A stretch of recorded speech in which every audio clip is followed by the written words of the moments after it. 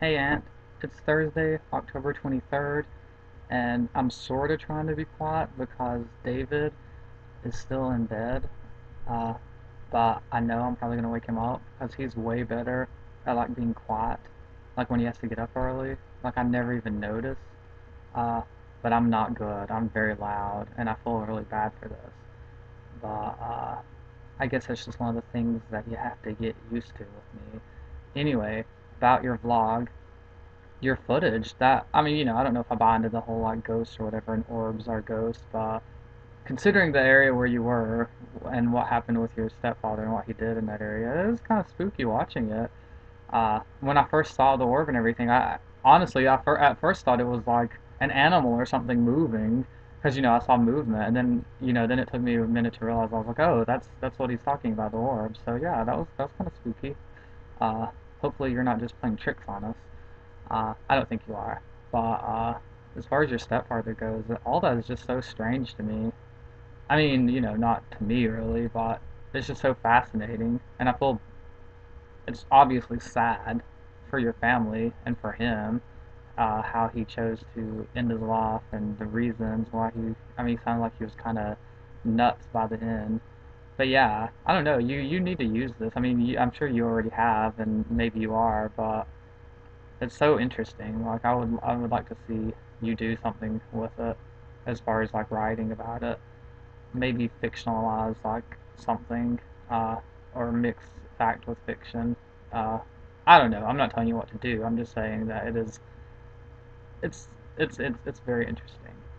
So on a different note, I don't have the only spooky things I have to talk about are gay guys. I'm scared of them for the most part.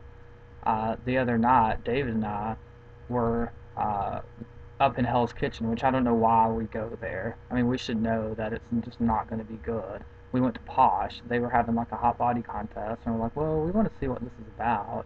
Free money, whatever. That sounds good. But yeah, watching the gay guys there, I'm just like, dude, am I like really a straight guy trapped in a gay guy's body? Because there were like these gay guys that were like doing all these weird dances, and like I mean they weren't even really dancing, and it wasn't even really like a dance atmosphere was the strange thing. Yeah, they were playing music, but it was like on a Tuesday night, and no one else was dancing, and these guys were like trying to outdo each other, which probably sounds a lot cooler than it actually is because it's not. And like they ended up like rolling around on the floor, putting their legs over their head, and just like almost like it almost turned into like a weird gay yoga session or something. And then like they all would like walk across the club when they were going out to smoke their little cigarettes, like, and they were walking as if they were like on a a fashion runway.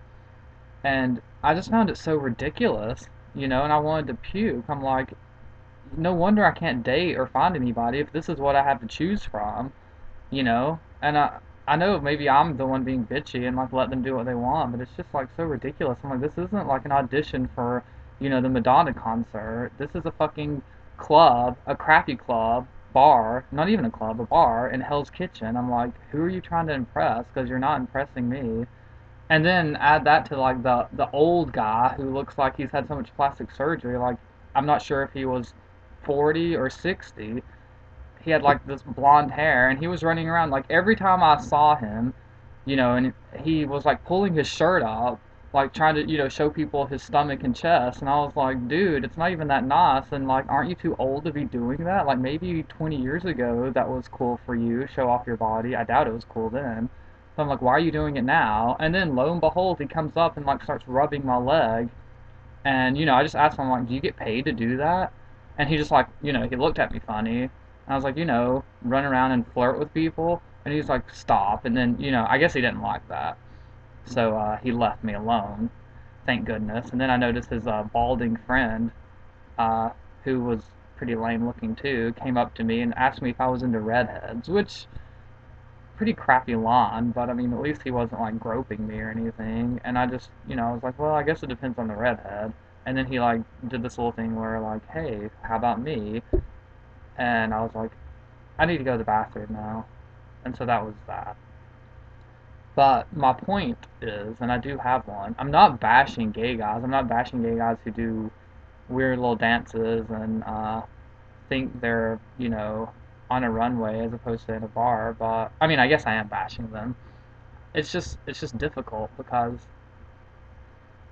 and I know this is Hell's Kitchen and not all gay guys are like that, but I rarely meet gay dudes anywhere. It's not just New York. It's honestly anywhere. Because I mean, the gay guys at Legends in Raleigh are just as bad.